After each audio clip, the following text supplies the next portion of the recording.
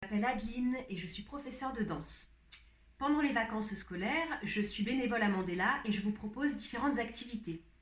Aujourd'hui, je vous propose la météo tactile. Donc vous allez pouvoir réaliser cette activité avec votre enfant ou au sein d'une même fratrie, un frère ou une sœur, ou deux frères ou deux sœurs. Alors l'un va être assis sur une chaise et l'autre sera derrière lui pour pouvoir dessiner la météo dans le dos. Donc on essaie de proposer cette activité quand les deux personnes sont disposées.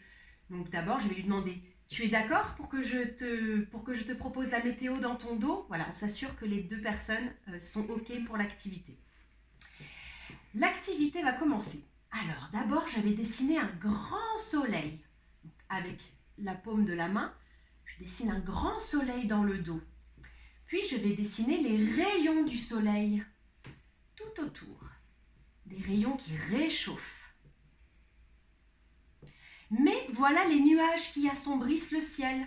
Donc pour les nuages, je vais faire des petits points. Hop, et c'est délicat dans le dos. Je dessine mes nuages. Puis, le vent se lève.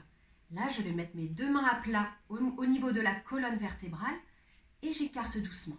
Le vent se lève. Au début, c'est juste une petite brise.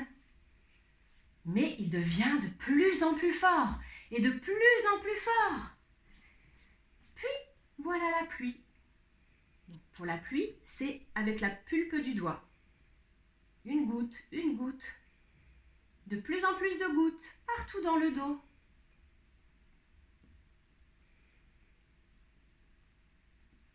Puis, c'est la tempête et je vais dessiner des éclairs.